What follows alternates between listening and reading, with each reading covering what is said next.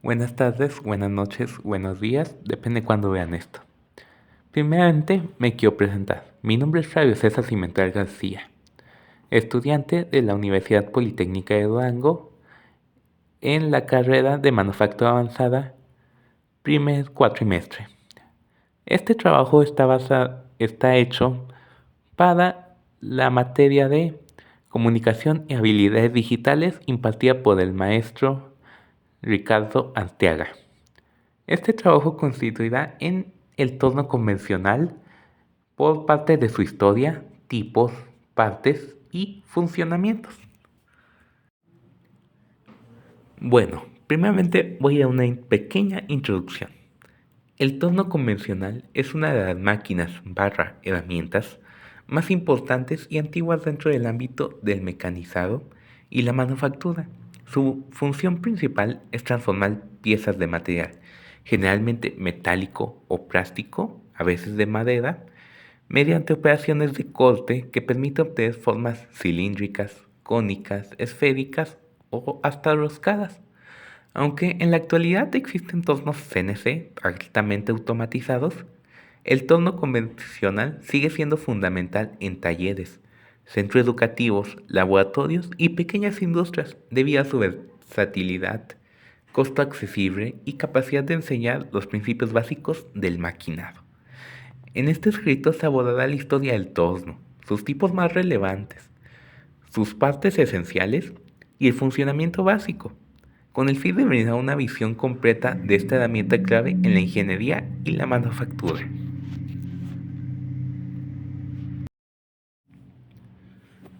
Bueno, ahora veremos un poco de historia. El torno tiene sus orígenes en las civilizaciones antiguas, particularmente en Egipto y Grecia, donde se empleaban tornos de cuerda o arco para trabajar madera. Sin embargo, su desarrollo como máquina barra herramienta de precisión inició durante la Revolución Industrial. En el siglo XVIII, el ingeniero británico Henry Maudslay perfeccionó el torno moderno al introducir el tornillo patrón y un carro portaherramientas desplazado mecánicamente, logrando por primera vez roscas uniformes y precisas. Este avance marcó un antes y un después en la manufactura, permitiendo la producción de maquinaria industrial con altos estándares dimensionales. Ahora veremos un poco de la evolución del torno. Durante el siglo XIX y siglo XX, el torno evolucionó con la incorporación de motores eléctricos, sistemas de transmisión por polea, cajas Norton para cambiar de velocidad y materiales de corte más resistentes. Aunque hoy compite con tecnologías como el control numérico por computadora, también conocida como CNC, el torno convencional sigue siendo indispensable para trabajos de reparación, prototipado y enseñanza técnica. Algunas fechas importantes durante esta evolución fueron el siglo XVIII, con el perfeccionamiento por Henry Maudslay del tornillo patrón y el carro portaherramientas, el siglo XIX, con la incorporación de motores eléctricos y sistema de transmisión de poleas, el siglo XX, con cajas Norton y materiales de corte más resistentes, y en la actualidad, que es indispensable para reparación, prototipado y enseñanza técnica. Ahora veremos los tipos de tornos convencionales. Dentro de los tornos convencionales se puede distinguir varios tipos según su diseño y aplicación. Algunos de estos son torno paralelo, que es el más común. Su estructura horizontal y su bancada permiten mecanizar piezas de longitudes variadas. Se utilizan para cilindrado, desfrentado, ranurado y roscado. Luego otro tipo es torno de sobremesa, que la variación es que es de mayor tamaño y potencia. Está orientado a trabajos pequeños, artesanales o educativos.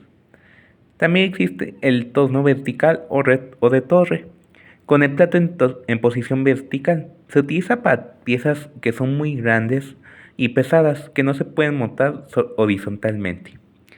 Existe también el torno copiador, que permite reproducir formas complejas empleando una plantilla o patrón.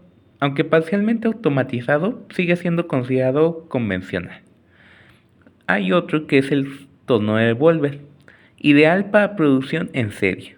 Posee una torreta que permite realizar varias operaciones sin cambiar constantemente la herramienta. Bueno, ahora veremos las partes principales del torno.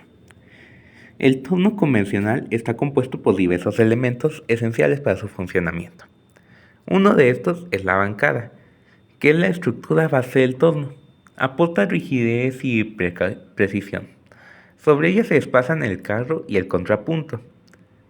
La segunda es el cabezal fijo, que es la parte situada en un extremo de la bancada, que contiene el motor principal, caja de velocidades y engranajes, husillo principal, también conocido como árbol, que es el que transmite el movimiento de rotación a la pieza.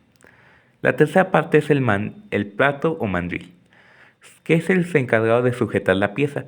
Puede ser de 3 gradas concéntricas o 4 gradas independientes, o hasta incluso de plato frontal, que es diseñado para piezas grandes o irregulares. La cuarta parte es el contrapunto. Está ubicada en el extremo opuesto al cabezal. Se usa para apoyar piezas largas mediante punta fija, punta giratoria y se desplaza a lo largo de la bancada.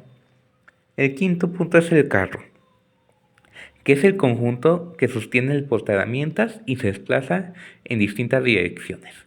Incluye el carro principal o longitudinal, que es el eje Z, el carro transversal, que es el eje X, el carro portaherramientas, carro superior o carro auxiliar, y el portaherramientas.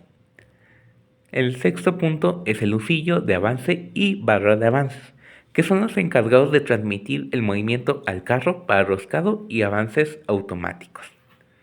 El sexto punto es la caja Norton, la caja de avances, que selecciona los avances y pasos de rosca, al igual que conecta el cabezal con las barras de avance. Luego están las guías, que son superficies mecanizadas donde se apoyan el carro y el contrapunto. El noveno punto son engranajes y palancas de control, que son los encargados de regular velocidades, avances, sentidos de giro y movimientos automáticos. El décimo punto son los sistemas de refrigeración, bomba y depósito de talarina o refrigerante. El onceavo y último punto es el sistema eléctrico, que es el panel de control, botones de arranque y parada y protecciones. Bueno, ahora hablaré del funcionamiento básico y general del torno. El funcionamiento del torno consiste en hacer girar la pieza mientras una herramienta de corte, firmemente sujeta en el portaherramientas, se desplaza sobre su superficie retirando viruta. El proceso básico se resume en los siguientes pasos. El primero es montaje de la pieza. Se coloca en el plato o entre puntos. El segundo paso es la selección de velocidad. Depende del material y del diámetro de la pieza. El tercer punto es ajuste de la herramienta. Se fija la herramienta adecuada y se regula su altura al centro. El cuarto punto es la ejecución del corte. El operador desplaza el carro longitudinal o transversalmente para retirar el material. El quinto punto es el control de medidas, que se emplean calibradores, micrómetros o comparadores para garantizar tolerancias dimensionales. Bueno, las operaciones comunes. Las operaciones comunes incluyen cilindrado, defrentado, tronzado, barrenado, roscado, sea de manera exterior o interior, granulado y tornado cónico. Actualmente en el siguiente video se hablará más de este tema. Bueno, me presento a mí mismo, soy Flavio César Cimeta García. En este momento les voy a hacer una explicación rápida de los procesos que pueden llegar a hacerse en un torno convencional. En el torno convencional mayormente lo que se necesita es un budil, en este caso es uno de incompleto, pero que posee los dos lados, uno plano y otro de punta. En este lo usaré para señalar los puntos que se van a hacer. Uno de los dos primeros, que son los más importantes, es el cilindrado. El cilindrado se basa en reducir el diámetro de una pieza redonda. En este ejemplo es que va a desbastar todo este diámetro.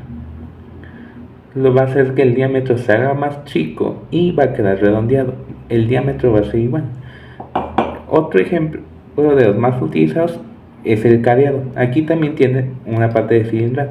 El cadeado se basa en reducir el diámetro entre de un punto a otro, reducirlo.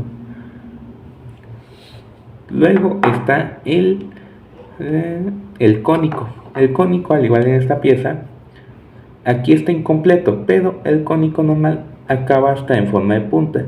Este se hace utilizando el carro auxiliar.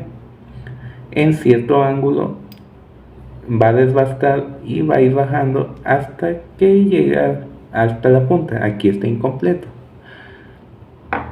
Otro de los que se puede usar es el ranurado. El ranurado se basa en creación de ranuras. Como se logra apreciar en este punto, son ranuras. Mayormente se suele usar con fines decorativos o a ver con simplicidad del trabajo. Mayormente suele ser porque va a ir algo en esa parte. Eso del ranurado no hay que confundirlo con el tronzado. El tronzado que se basa en el corte de la pieza. Se suele utilizar el budil de zona rectangular o cuadricular, de tal forma que desde el centro hasta esto, en mitad de una pieza, llegue a separar una parte de la otra. Otro de los más usados es el barrenado, también conocido como taladro. En este puede haber dos modos, según tengo entendido, que es de modo que la pieza se mueva, pero la punta o la broca no, y al contrario. En eso se utiliza para abrir agujeros que después pueden ser utilizados para roscas o para simplemente para otro funcionamiento que se deba añadir. Esto lleva a otro de los dos tipos que hay. El roscado. Mayormente es parecido a esto, solo que no igual. El roscado se basa en dos formas, interior y exterior. El interior, como su nombre indica, se necesita un budil especial para ambos y el interior va a constar más del portabudil. En ese tiene que tener una forma en el que lo que rasgue será el centro, desde el interior. En cambio del exterior, como su nombre indica, va a ser del exterior. Bueno, eso sería casi todo. Ahora veremos las conclusiones. El torno convencional es una máquina herramienta fundamental en la historia de ingeniería y su manufactura. Su evolución ha permitido grandes avances tecnológicos y sigue siendo una herramienta básica por su versatilidad, simplicidad y eficacia. Aunque la automatización ha impulsado el uso de tornos CNC, el torno tradicional continúa siendo insustituible en la formación técnica y en la producción de piezas únicas o de reparación. Comprender su historia, tipos, partes y funcionamiento es esencial para cualquier técnico, ingeniero o profesional del área industrial. Bueno, este es el final. Muchas gracias por haberse quedado hasta este momento. Puede que sea el profe el único que haya leído esto o oído, ya que es un trabajo. No creo que alguien más se lo encuentre, pero si es así, me despido.